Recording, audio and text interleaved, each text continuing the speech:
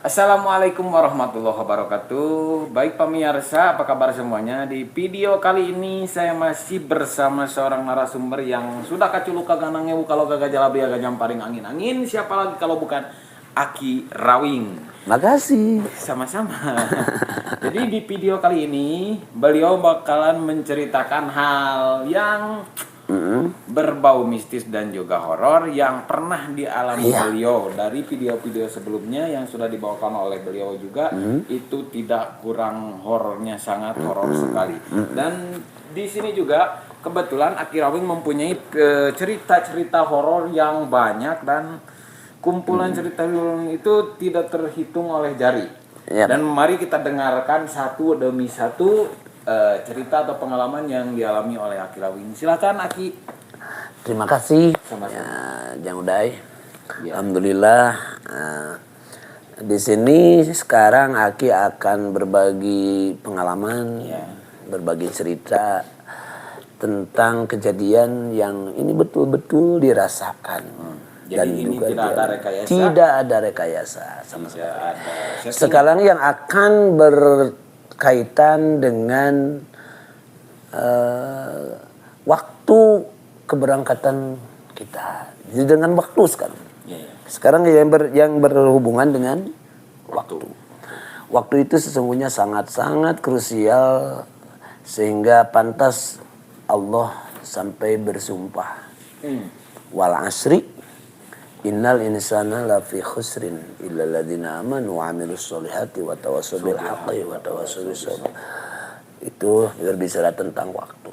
Karena Aki ini adalah tipe orang yang jarang di rumah, suka pergi. Atau bisa disebut jarum super juga. Jarum super maksudnya? Jarang di rumah, suka pergi. Suka pergi. Super. Jarang di rumah. Suka pergi. Oke, lanjut.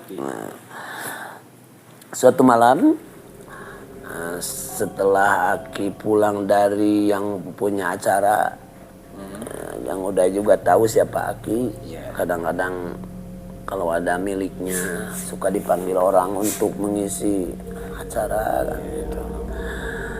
Pada saat itu pulang dari Kampung Cidulang, Desa Cipicung, Kecamatan Culamega, Kabupaten Tasikmalaya.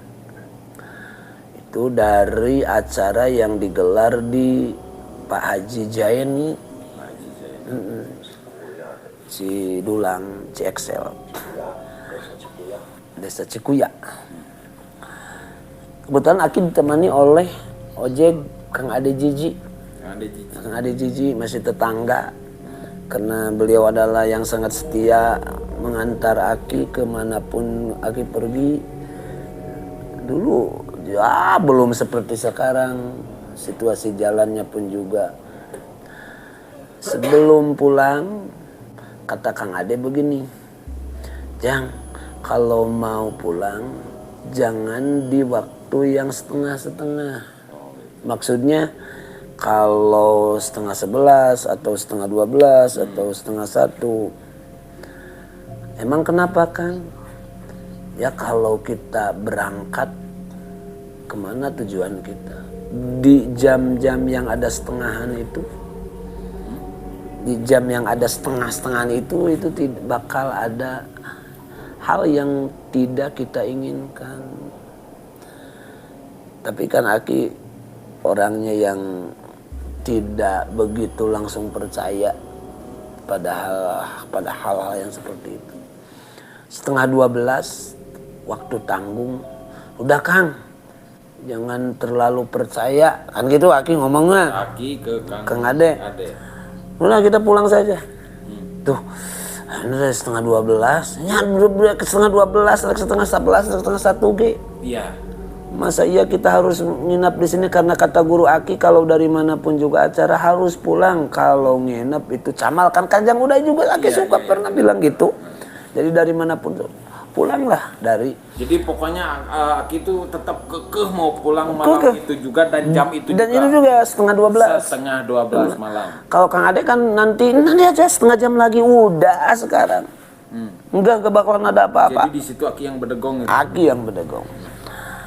Kalau sudah begitu ya sudah, kita pulang saja. Pulang setengah 12 dari Cidulang. Jalan ke Pasir Nangka. Nah, sehabis Pasir Nangka kemudian ada kampung yang namanya Legok Jeruk. Legok Jeruk dulu dan Legok Jeruk sekarang itu jauh berbeda. Dulu masih hutan, masih sepi. Masih hutan lebat, masih angker lah. Pertama-tama lampu motor padam. Padam. Pada waktu itu cuaca lagi belum purnama ya, belum ada rembulan bersinar rembulan, masih pergelap. Kata Kang Adena, tahu kan? Kata Akang juga gimana? Oh, jadi di sana juga Kang Ade udah menjudge bahwa itu kejadian yang akibat akibat aki yang kekeh tuh. Ya, kerasa karaos teh kan gitu. Iya Kang, tapi kan ini mah mungkin lah karena padam lampu mah udah biasa. Iya. Kan itu. Emang kalau lampu padam di motor itu udah biasa kayak ban bitu itu kan, itu biasa ban bocor. Dianggap hal yang biasa Yang lah biasa sama udah kena ada tetangga kita pinjam baterai saja. ya, Kebetulan ada yang kenal pada saat itu Kang Endang di di kampung Legok Jeruk. Sekarang jadi sakit. Jam 12 lebih itu di sana. Nah, pinjam baterai. Kita pulang lanjutkan Kang Ade. Ya mangga suruh Kang Ade. Diikat itu si baterai itu. Diikat di setang motor itu pakai karet. Di on langsung maju lagi motor.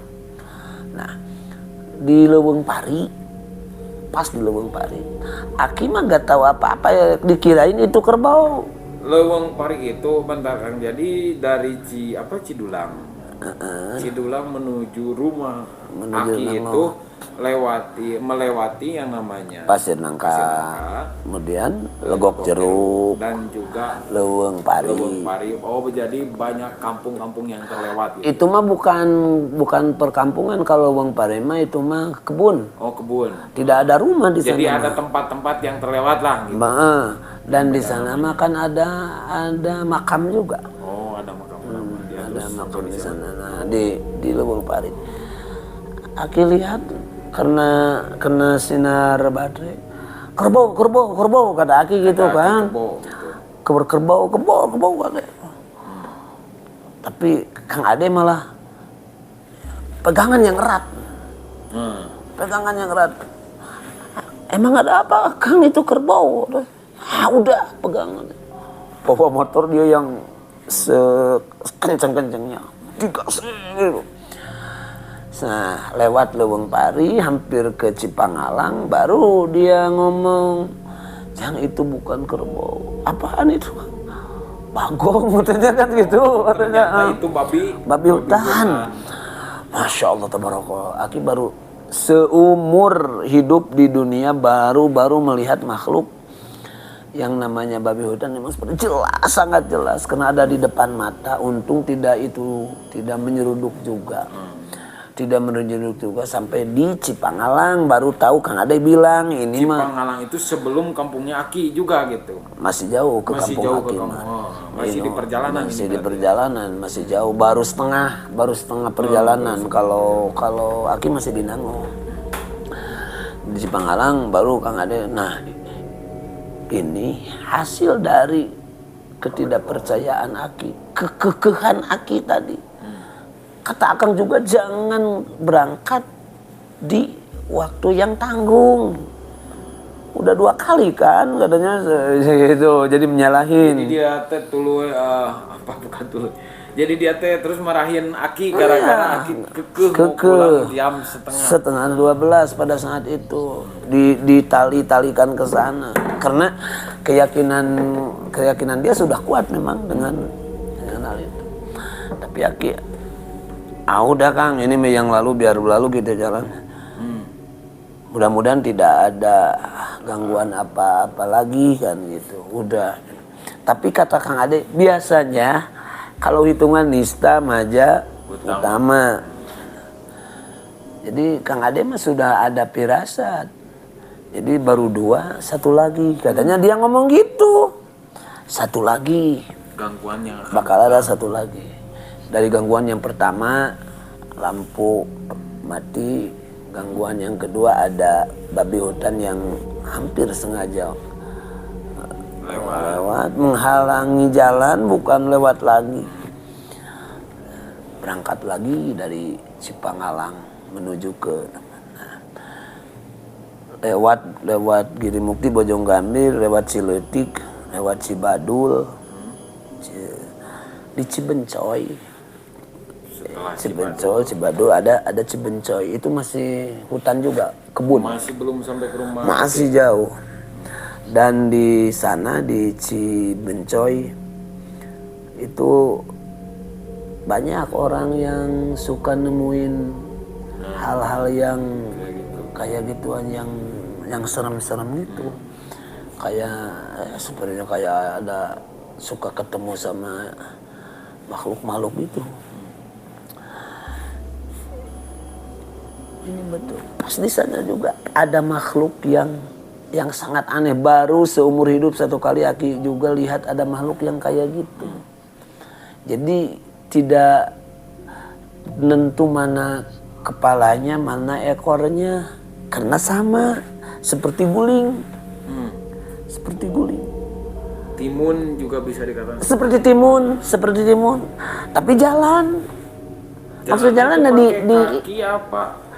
Justru itu yang heran. Kalau pakai kaki mah udah kita kan nggak aneh. Jelas. Mana atas mana bawah. Ini mah jalan, tapi nggak ada kakinya.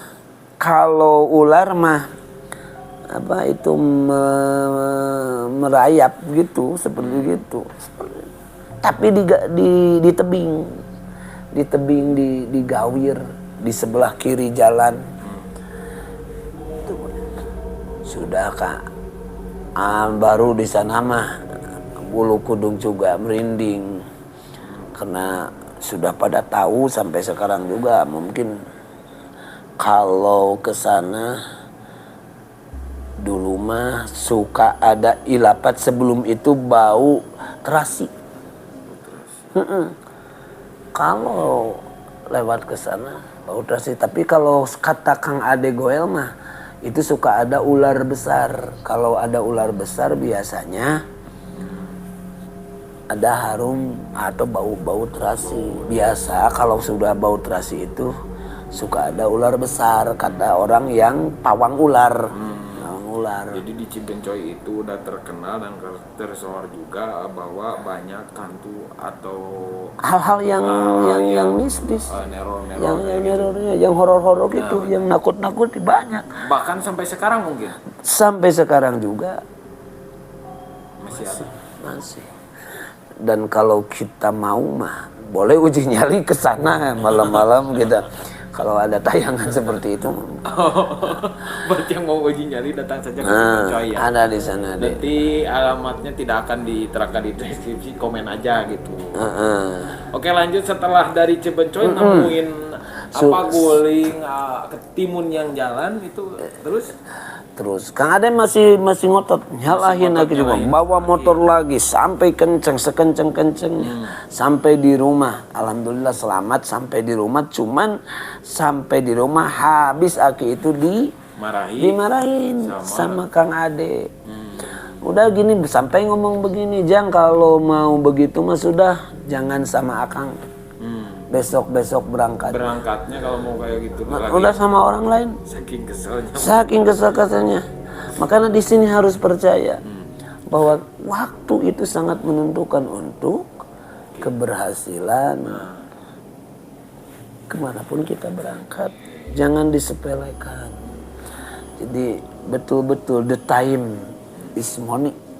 Kalau istilah kata orang yang usaha itu, waktu adalah uang, itu betul. Jadi waktu itu adalah sangat krusial, sangat menentukan.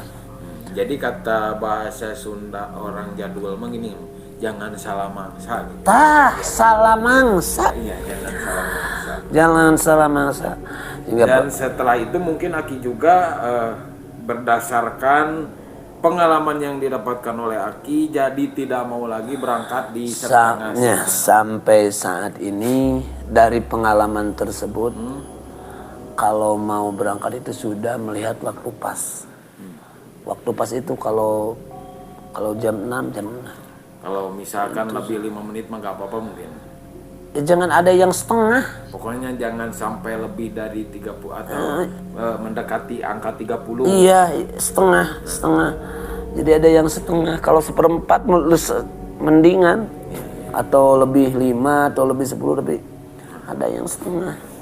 Ada yang setengah jam 30 ya, 11. Ini juga mungkin bisa dijadikan pelajaran untuk para penonton yang suka bepergian kemana aja. Kalau misalkan kalian percaya akan hal yang terjadi sama Aki Rawing di sini dan percaya akan cerita yang dibawakan di sini, mendingan diikutin aja ya. Kalau yang nggak percaya kembali lagi. Ya kembali lagi ke masing-masing.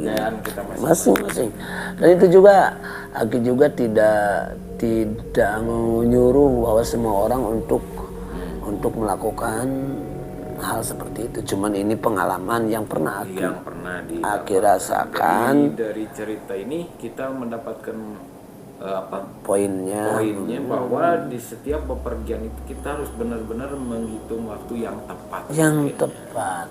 Yang tepat. Karena sangat krusial juga waktu itu. Dan dari waktu tersebut menentukan keberhasilan dan juga kegagalan. Bahkan Aki suka bertafakur yang namanya setengah itu mungkin tanggung. Jadi kita ini harus pas lah. Harus pas kalau dikembalikan kepada itikad dan niat kita untuk melakukan sesuatu, jangan tanggung, jangan ini berani atau enggak, mau atau tidak. Jadi semuanya juga harus pas. Harus pas. Kalau iya, ya. Kalau tidak. Jadi pepatah mengatakan semua ada waktunya. Dan waktunya kita berakhir sampai di sini. Terima kasih kepada semua yang sudah menonton. Jangan lupa like, comment, subscribe, and share ke teman-teman supaya kita lebih semangat. Terima kasih yang sudah menonton. Wassalamualaikum warahmatullahi wabarakatuh. Waalaikumsalam warahmatullahi wabarakatuh.